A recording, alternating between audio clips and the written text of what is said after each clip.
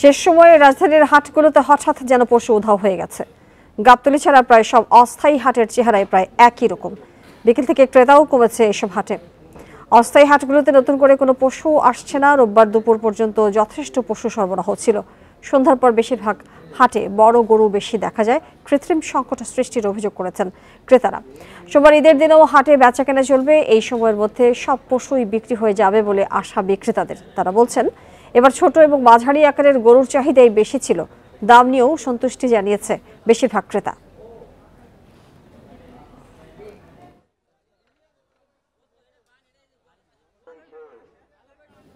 কোরবানির ঈদ উপলক্ষে প্রশাসনের নাকের ডগায় রাজধানীর মোহাম্মদপুরে চলছে ছাগলের অবৈধ হাট। রাজনৈতিক পরিচয়ে হাট বসিয়ে ছাগল প্রতি 500 টাকা করে হাসিলের নামে চাঁদা আদায় করছে তারা। এলাকাবাসীও বাধ্য হয়ে হাসিল দিচ্ছে। এই ঘটনায় এরই মধ্যে দুজনকে গ্রেপ্তার করেছে পুলিশ। এই হাটের কি অনুমোদন আছে ভাইয়া? আপনি মোহাম্মদপুর জানেন না? রাজধানীর মোহাম্মদপুর টাউন হল বাজারে চলছে অবৈধ এই ছাগলের হাট। এলাকার সরকারি বেসরকারি চাকরিজীবীরা ঈদের আগের দিন ছাগল কিনতে ভিড় করছেন হাটে। হাসিলের নামে ছাগল প্রতি 500 টাকা আদায় করছে একটি চক্র। বাধ্য হয়ে হাসিলের নামে চাঁদা দিচ্ছেন এলাকাবাসী। হাসিলের মেমোতে থাকছে না ক্রেতা বিক্রেতার নাম। আপনার নাম নাই কেন, বিক্রেতার নাম নাই কেন? এখন ওনারা ওটা লেখে নাই কেন তা তো আমি জানি না। আমি তো লিখেই দিয়ে আসলাম, বুঝতে পারছেন? কারণ ওটা ওনাদের বিষয় আর কি। আমার উচিত ছিল, আমি বলছিলাম, আমি আমার নামও বলছি, কিন্তু উনি এটা লেখেন, ব্যস্ততার মধ্যে হয়তো মিস করছে আর কি। সো আমি তো আসলে হাসিল দিতে চাইনি, কিন্তু তারা তো কাইন্ড অফ আমার থেকে জোর করে নিল। রাজনৈতিক প্রভাব খাটিয়ে অসাধু চক্রটি এই কাজ করছে বলে অভিযোগ উঠেছে। হাটের চারপাশে হাসিল ঘর বসিয়ে টাকা আদায়ের জন্য বইও ছাপিয়েছেন তারা। আমি মোহাম্মদপুর থানা ছাত্রলীগের কর্মী। আমি এগুলো কিছু বলতে পারবো না। আমি এই জায়গায় একজন কর্মী সাধারণ, ঠিক আছে? আমি এটা কিছু বলতে পারবো না। কত করে নিচ্ছেন প্রতি ছাগল? যে যার মতো খুশি, যে যাবে যেভাবে দিতেছে এইভাবেই, ঠিক আছে? রাস্তা ও ফুটপাতে পুলিশের উপস্থিতিতেই অবৈধ ছাগলের হাটের কার্যক্রম চলছে। অবশ্য এরই মধ্যে এই ঘটনায় জড়িতদের ধরতে মাঠে নেমেছে পুলিশ। এলাকাবাসী বলছে, প্রতি বছর ঈদের আগে এই এলাকায় ছাগলের হাট বসিয়ে হাসিল আদায় করে রাজনৈতিক নেতাকর্মীরা। Arafatur Rahman, independent news, Dhaka. ঈদ জামাতকে কেন্দ্র করে এবার 5 স্তরে নিরাপত্তা ব্যবস্থা নেওয়া হয়েছে। নামাজের সময় ড্রোন দিয়ে নিরাপত্তা ব্যবস্থা পর্যবেক্ষণ করা হবে বলে জানিয়েছেন ডিএমপি কমিশনার হাবিবুর রহমান। সকালে জাতীয় ঈদগাহ ময়দানে সার্বিক আইন শৃঙ্খলা এবং নিরাপত্তা ব্যবস্থাপনা পরিদর্শন শেষে এসব জানান তিনি। এ সময় ডিএমপি কমিশনার ঈদের জামাতে কোনো রকম দাহ্য পদার্থ, ধারালো বস্তু নিয়ে যাওয়া যাবে না বলেও জানান। পরে কোরবানির পশুর চামড়া প্রসঙ্গে বলেন, ফড়িয়া এবং মৌসুমি ব্যবসায়ীরা সিন্ডিকেটের চেষ্টা করতে পারে। এমন পরিস্থিতি তৈরি হলে সংশ্লিষ্ট থানায় জানাতে হবে। ঈদের ছুটিতে বেপরোয়া মোটরসাইকেল এবং কার রেসিং রোধে অভিভাবকদের সচেতন হওয়ারও আহ্বান জানান ডিএমপি কমিশনার। জাতীয় ঈদগাহ ময়দানের যে জামাত, সেটির নিরাপত্তার জন্য 5 স্তরের নিরাপত্তা বলয় তৈরি করা হয়েছে। সাধারণ uniform police patrolling, checkpost, drone patrolling, cyber patrolling, CCTV camera ইত্যাদি বিভিন্নভাবে নিরাপত্তা নিশ্চিত করা হবে। প্রতিবারের মতো এবছরও মধ্যপ্রাচ্যের সঙ্গে মিল রেখে বিভিন্ন জেলায় উদযাপিত হচ্ছে পবিত্র ঈদুল আজহা। সকালে অনুষ্ঠিত হয় ঈদের জামাত। চাঁদপুরের হাজীগঞ্জ, কচুয়া ও শাহরাস্তি সহ কয়েকটি উপজেলার অর্ধশত গ্রামের মানুষ ঈদের জামাতে অংশ নেন। সকাল 8:40 হাজীগঞ্জে ঈদের প্রথম জামাত অনুষ্ঠিত হয়। এতে নামাজ ও দোয়া পরিচালনা করেন সাদরা দরবার শরীফের পীরজাদা আরিফ চৌধুরী সাদরাভি। এছাড়া লক্ষ্মীপুর সদর, রামগড় ও রায়পুরের 11টি গ্রামে অনুষ্ঠিত হয় ঈদ জামাত। এদিকে পটুয়াখালীর 7টি গ্রামে প্রায় 15,000 মানুষ ঈদুল আজহা উদযাপন করেছেন। এছাড়া দিনাজপুর, সাতক্ষীরা, মুন্সিগঞ্জের বিভিন্ন এলাকায় সৌদি আরবের সঙ্গে মিল রেখে উদযাপিত হচ্ছে ঈদুল আজহা।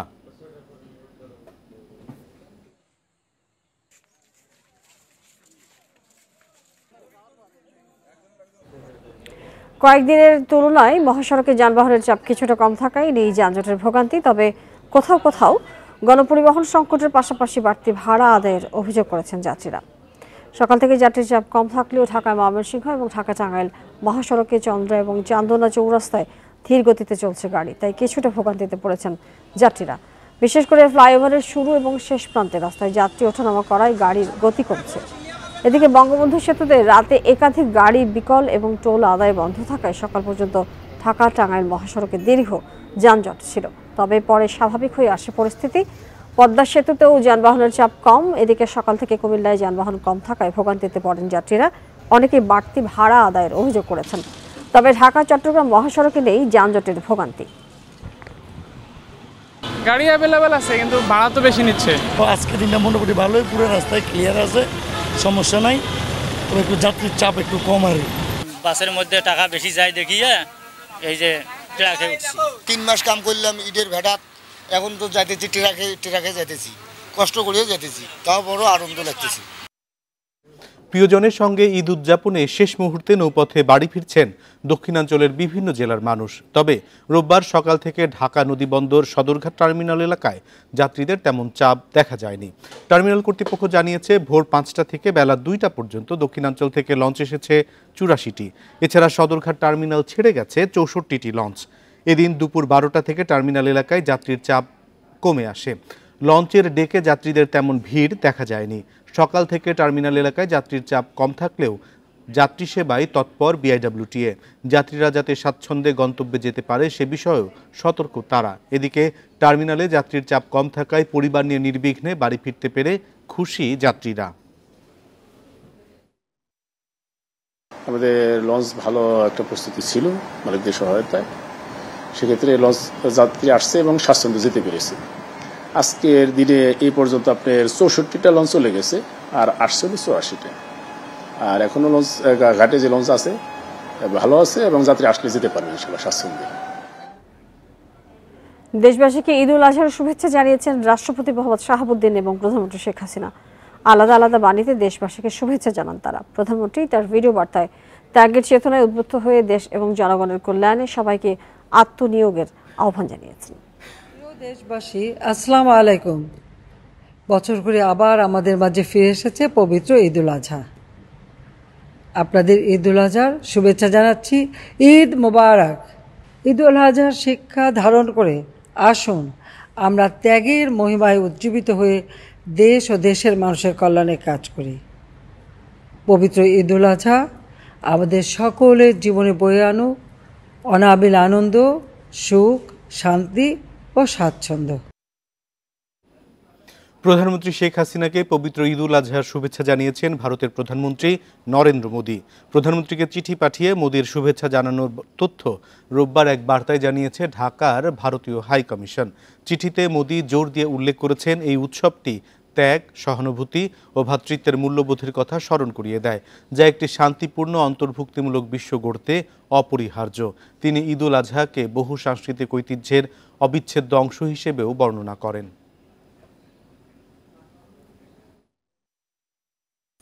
ঈদের দিন সকালে রাজধানীতে বৃষ্টির সম্ভাবনা নেই। বিকেলে সামান্য বৃষ্টি হতে পারে বলে জানিয়েছে আবহাওয়া অফিস। তবে রংপুর, ময়মনসিংহ ও সিলেটে ভারী বৃষ্টির সম্ভাবনা আছে। এছাড়া বাতাসে আর্দ্রতা বেশি থাকায় অস্বস্তিকর ভ্যাপসা গরম অনুভূত হতে পারে সারা দেশেই। রাজধানীতে অনুভূত হচ্ছে ভ্যাপসা গরম। রোববার ঢাকার বাতাসের আর্দ্রতা পাওয়া গেছে 87%। আবহাওয়া অফিস বলছে ভারী বৃষ্টি না হলে গরমের অনুভূতি কমবে না। বাতাসে আর্দ্রতার কারণে ঘাম হচ্ছে বেশি, অস্বস্তিকর ঠেকছে গরমও। মধ্যভাগ অঞ্চল ঢাকা, ফরিদপুর, মাদারপুর, গোপালগঞ্জ এইসব জায়গার ক্ষেত্রে সারাদিনই মেঘাচ্ছন্ন থাকবে এবং বৃষ্টির সম্ভাবনা আছে। হালকা থেকে মাঝারি ওইরকম ভারী বর্ষণ হওয়ার সম্ভাবনা নেই। সোমবার ও মঙ্গলবার রাজধানীতে ভারী বৃষ্টিপাতের সম্ভাবনা নেই। বরিশাল, রাজশাহী ও খুলনা বিভাগে তাপপ্রবাহ থাকতে পারে এই দুদিন। বৃষ্টি কম হলে গরম আরও বাড়তে পারে বলে জানিয়েছে আবহাওয়া অফিস। রংপুর, ময়মনসিংহ, সিলেট এসব জায়গায় দিনে 2 থেকে 3 বার বৃষ্টি হতে পারে, এমনকি ভারী বর্ষণ হতে পারে। আর রাজশাহীর কিছু অংশ, খুলনা এবং বরিশাল এসব জায়গায় বৃষ্টির সম্ভাবনা খুবই ক্ষীণ। আবহাওয়া অফিস বলছে বুধবারের পর অন্তত 4 দিন ভারী বর্ষণের পর সারা দেশে তাপমাত্রা সহনীয় পর্যায়ে আসতে পারে। সুলতানা জাহান মিতু, ইন্ডিপেন্ডেন্ট নিউজ, ঢাকা। একদিনের মধ্যেই কোরবানির পশুর বর্জ্য অপসারণ করার প্রস্তুতি নিয়েছে বিভিন্ন সিটি কর্পোরেশন। ঈদের দিন সকাল থেকেই শুরু হবে এই কাজ। নগর জুড়ে ছেটানো হবে জীবাণুনাশক ঔষধ। এজন্য খোলা হয়েছে কন্ট্রোল রুম। পরিচ্ছন্নতায় কাজ করবেন কয়েক হাজার কর্মী। ঈদের দিন 7 ঘন্টার মধ্যে বর্জ্য অপসারণের প্রস্তুতি নিয়েছে চট্টগ্রাম সিটি কর্পোরেশন। সকাল 10টা থেকে নগরীকে 4টি জোনে ভাগ করে শুরু হবে এই কাজ। সিটি মেয়র জানিয়েছেন 400-রও বেশি গাড়ি প্রস্তুত রাখা হয়েছে। বর্জ্য অপসারণের পর ছিটানো হবে 20 টন ব্লিচিং পাউডার। ইন্টেরিয়ারে যে সমস্ত রোড ঘাট আছে প্রতি বছরের মতো এবারেও আমরা সবগুলো ইনশাল্লাহ পরিষ্কার করে 7 ঘন্টার মধ্যে আমরা চট্টগ্রাম শহরের মানুষকে এই স্বস্তি দিতে পারবো বলে আমার দৃঢ় বিশ্বাস। বর্জ্য অপসারণের জন্য খুলনা নগরীতে খোলা হয়েছে 2টি কন্ট্রোল রুম। প্রস্তুত আছেন 850 কর্মী। পশু কোরবানির জন্য 31টি ওয়ার্ডে 141টি পয়েন্ট নির্ধারণ করা হয়েছে। এছাড়া সিলেটে কাজ করবেন 1600 পরিচ্ছন্নতা কর্মী। মনিটরিংয়ের জন্য মাঠে থাকবেন 150 জন সুপারভাইজার। প্রত্যেকটা ওয়ার্ড থেকে এই বর্জ্য আমাদের সেকেন্ডারি ট্রান্সফার স্টেশনে আসবে এবং এই সেকেন্ডারি ট্রান্সফার স্টেশন STS থেকে আমাদের গার্বেজ এবং গার্বেজ লোডারের মাধ্যমে আমাদের ফাইনাল যে ডাম্পিং স্টেশন রাজবন্দে আমরা ডাম্পিং করব। বরিশালে ঈদের দিন দুপুর 2টা থেকে শুরু হবে বর্জ্য অপসারণ। ছিটানো হবে 10 টন ব্লিচিং পাউডার। বর্জ্য ফেলার জন্য বিলি করা হবে 6000 পলিব্যাগ। বিকাল 2টা থেকে শুরু করে রাত্র 8টার ভিতরে 6 ঘন্টার ভিতরে আশা করি আমরা বরিশাল সিটি কর্পোরেশনের কোরবানির বর্জ্য অপসারণ করতে সক্ষম হব আশা করি ইনশাল্লাহ। এছাড়া 24 ঘন্টার মধ্যে কোরবানির বর্জ্য অপসারণ করার প্রস্তুতি নিয়েছে Rajshahi city corporation. Tanzil Hasnat, independent news. গায়ে পড়ে যুদ্ধ বাঁধানোর ইচ্ছে সরকারের নেই। মিয়ানমার সীমান্ত সরকারের কঠোর নজরদারিতে রয়েছে বলে জানিয়েছেন আওয়ামী লীগের সাধারণ সম্পাদক ওবায়দুল কাদের। রোববার দুপুরে রাজধানীর ধানমন্ডিতে আওয়ামী লীগ সভাপতির রাজনৈতিক কার্যালয়ে সংবাদ সম্মেলনে একথা জানান তিনি। ধানমন্ডিতে আওয়ামী লীগ সভাপতির রাজনৈতিক কার্যালয়ে সংবাদ সম্মেলন করে আওয়ামী লীগ। সেখানে দলটির সাধারণ সম্পাদক ওবায়দুল কাদের সেন্ট মার্টিন পরিস্থিতি নিয়ে সরকারের অবস্থানের কথা তুলে ধরেন। ওবায়দুল কাদের বলেন, মিয়ানমারের অভ্যন্তরীণ সংঘাতে সেন্ট মার্টিনের আশেপাশের এলাকায় অস্থিরতা দেখা দিয়েছে। পরিস্থিতি নিয়ে উদ্বিগ্ন হলেও সতর্ক অবস্থানে রয়েছে সরকার। আজকেও আমাদের গায়ে পড়ে যুদ্ধ বাঁধানোর কোনো ইচ্ছে নেই। আমরা তাদের সাথে আমাদের আলাপ আলোচনার দরজা এখনো খোলা। আমরা সতর্ক মনোযোগে আছি এবং আমাদের দায়িত্বপ্রাপ্তরা 24 ঘন্টায় তারা সতর্ক রয়েছে। ওবায়দুল কাদের অভিযোগ করেন, সেন্ট মার্টিন দখল হয়ে যাচ্ছে বলে গুজব ছড়াচ্ছে বিএনপি। প্রবাল দ্বীপ, সেন্ট মার্টিন দখল হয়ে যাচ্ছে এইসব বলে আসলে গুজব ছড়ানো হচ্ছে। সোশ্যাল মিডিয়াতে বিএনপি জামাত এসব গুজব ছড়াচ্ছে। বিএনপিতে সম্প্রতি বেশ কয়েকটি গুরুত্বপূর্ণ কমিটি বিলুপ্তির ঘটনাকে দলটির ব্যর্থতা হিসেবে উল্লেখ করে আওয়ামী লীগের সাধারণ সম্পাদক বলেন, রিমোট কন্ট্রোলের মাধ্যমে কমিটি হয় বিএনপিতে। এখন যুদ্ধ যা তারা পাঠাচ্ছে আমরাও পাঠাই, তার মানে এটা সংঘাতের উস্কানি দিচ্ছে। No. Jahanara Parvin, independent news, Dhaka. ঈদের আগের দিন সন্ধ্যায় হঠাৎ ফাঁকা রাজধানীর পশুর হাটগুলো। গাবতলী ছাড়া প্রায় সব অস্থায়ী হাটেই পশু পাওয়া যাচ্ছে না। কোরবানির পশুর হাট নিয়ে আরো জানাতে রাজধানীর উত্তরার দিয়াবাড়ি থেকে হাট থেকে যুক্ত হচ্ছে সহকর্মী হাসান মিসবা।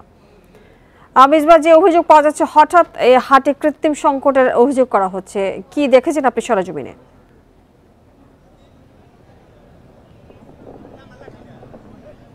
দিয়াবাড়িতে আমরা এসে যেটি দেখেছি সেটি আসলে বলা চলে যে অপ্রত্যাশিত, কারণ এবার রাজধানীতে যে 20টি কোরবানি পশুর হাট বসেছে অন্য যে কোনো বারের তুলনায় এবার অনেক বেশি কোরবানি পশু উঠেছিল।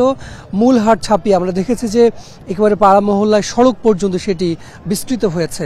কিন্তু উল্টো চিত্র, ঠিক ঈদের আগের দিন আপনি যে ছবি দেখছেন এটি দিয়াবাড়ির কোরবানি পশু হাটের যে মূল অংশ সেটি, অর্থাৎ লাখ লাখ পশু যে জায়গাটিতে গতকাল ছিল সেটি আজ একেবারে পুরোপুরি এই মুহূর্তে ফাঁকা। সড়কের পাশে কিছু এখানে গরু এবং ছাগল আছে, কুরবানির পশু, এখান থেকে মূলত কিছুটা করে কেনাকাটা হচ্ছে।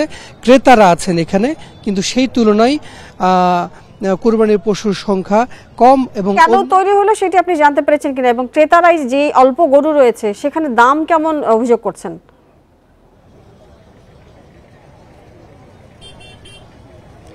এখানে ক্রেতাদের পক্ষ থেকে যেটি বলা হয়, যেমন গাবতলী পশুর হাটে যেটি পেয়েছে যে যারা বিক্রি করছেন তারা বলছেন যে কম দামে বিক্রি করতে হচ্ছে, তাদের লোকসান হচ্ছে এবং তারা কাঙ্ক্ষিত দাম পাচ্ছেন না।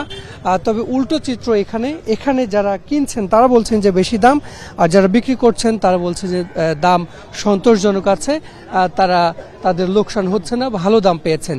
এবং এখানে আমরা দেখেছি যে গরুর পাশাপাশি অনেক ছাগলও এখন পর্যন্ত আছে, অর্থাৎ মানুষ কুরবানির পশু কেনার ক্ষেত্রে গরু কেনার পরে সাধারণত শেষ দিনে গিয়ে ছাগল কেনে। আজকে এখানে অনেক সংখ্যক আমরা ছাগলও দেখতে পেয়েছি এবং সেই ছাগলের কেনা বেচাও বেশ ভালো চলছে। তবে ক্রেতারা আসছেন, ক্রেতারা অনেকে ফিরে যাচ্ছেন, অনেকে এখান থেকে গাবতলী হাটে যাচ্ছেন। এই যে কেন এই হাটে পরিস্থিতি দাঁড়িয়েছে সেটার কোনো কারণ আপনি জানতে পেরেছেন কিনা?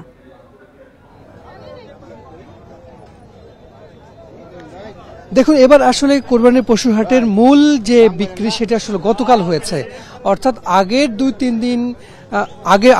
তিন দিন কোরবানির পশু এসেছে, ওভাবে বিক্রি হয়নি এবং ধারণা করা হচ্ছিল যে বেশ লোকসানের মুখে পড়বেন খামারিরা। বিপুল পরিমাণ কোরবানির পশু এবার এসেছিল, কিন্তু গতকালকে বিক্রি ভালো হওয়ার কারণে আসলে পুরোপুরি ফাঁকা হয়ে গেছে এই দিয়াবাড়ি কোরবানির পশু। মিসবাহ, আপনাকে অনেক ধন্যবাদ আমাদেরকে বেশি তথ্য দেওয়ার জন্য। এক সপ্তাহের ব্যবধানে ধাতব পণ্যের নমুনা পরীক্ষার রিপোর্ট বদলে ফেলেছে বাংলাদেশ প্রকৌশল বিশ্ববিদ্যালয় বুয়েট। এতে বিপাকে পড়েছে মোংলা কাস্টমস কর্তৃপক্ষ। কর্মকর্তারা জানান, পরীক্ষার ফলাফল বদলে যাওয়ায় প্রায় 16 কোটি টাকা রাজস্ব ক্ষতির আশঙ্কা তৈরি হয়েছে। বিআরবি কেবলস কোম্পানির আমদানি করা পণ্য নিয়ে দেখা দিয়েছে এমন জটিলতা। সম্প্রতি শিল্পের কাঁচামাল হিসেবে কপার ক্যাথোড ঘোষণায় মোংলা বন্দর দিয়ে প্রায় 10 লাখ কেজি পণ্য আমদানি করে বিআরবি কেবলস। তবে আমদানিকারকের ঘোষণাপত্র নিয়ে সন্দেহ হয় কাস্টমস কর্তৃপক্ষের। কর্মকর্তারা জানান, শুল্ক ফাঁকি দিতে পিওর কপারকে কপার ক্যাথোড ঘোষণা দেওয়ার গোয়েন্দা তথ্য মেলে। তাই পণ্যটি পরীক্ষা করতে বুয়েটের ম্যাটেরিয়ালস ও মেটালর্জিক্যাল MME বিভাগে পাঠানো হয়। নমুনা পরীক্ষা করে 27 মে কাস্টমসকে রিপোর্ট দেয় বুয়েট। ফল আসে পণ্যটি পিওর কপার। নমুনায় কপার ক্যাথোডের কোনো বৈশিষ্ট্য মেলেনি। 3 জুলাই কাস্টমসকে আরেকটি রিপোর্ট পাঠায় বুয়েট, যার ফল সম্পূর্ণ বিপরীত। দ্বিতীয় রিপোর্টে দেখানো হয় নমুনাটি কপার ক্যাথোডের। এ বিষয়ে ব্যাখ্যা জানতে বুয়েটকে চিঠি দেয় কাস্টমস। তারা 2 ধরনের রিপোর্ট পাঠিয়েছে, কেন তারা পাঠিয়েছে আমরা সেটি আসলে জানতে চেয়েছি। এর মধ্যে তারা আমাদের সঙ্গে লিখিত বা মৌখিক কোনো ধরনের যোগাযোগও করে নাই, অর্থাৎ তারা অনেকটা নিজ উদ্যোগেই 2 ধরনের রিপোর্ট পাঠিয়েছে। এ বিষয়ে বক্তব্য জানতে যোগাযোগ করা হয় বুয়েটের MME বিভাগের প্রধান AK-M বজলুর রশিদের সঙ্গে। ক্যামেরায় কথা বলতে রাজি হননি। মোবাইলে তিনি জানান, নমুনা পরীক্ষার ফল ভুল হওয়া স্বাভাবিক ঘটনা, কাস্টমসকে ব্যাখ্যা দেয়া হবে বলেও জানান তিনি। এটা সিম্পল ব্যাপার, এটা সচরাচর হয়ে থাকে। টেস্ট করতে গেলে টেস্টে ভুল হবেই, সেখানে গন্ধ খোঁজার কোনো কিছু নেই। এদিকে মিথ্যা ঘোষণায় আমদানির অভিযোগের বিষয়ে বক্তব্য জানতে বিআরবি কেবল কর্তৃপক্ষের সঙ্গেও যোগাযোগ করা হয়। কোম্পানির চেয়ারম্যান জানান, তাদের কোনো বক্তব্য নেই। কাস্টমস কর্মকর্তারা জানান, বুয়েটের ব্যাখ্যা পেলে দ্বিতীয় কোনো প্রতিষ্ঠানে আবার নমুনা পরীক্ষা করা হবে। পণ্যটি পিওর কপার হলে আমদানিকারককে আরও 5.5 কোটি টাকা শুল্ক দিতে হবে, পাশাপাশি গুনতে হবে দ্বিগুণ জরিমানা। Ruhul Amin, independent news, Dhaka. এই ছিল সংবাদ সন্ধ্যার আয়োজন। আর বিস্তারিত জানতে চোখ রাখুন ফেসবুক, ইউটিউব এবং এক্সে। ধন্যবাদ সবাইকে সাথে থাকার জন্য।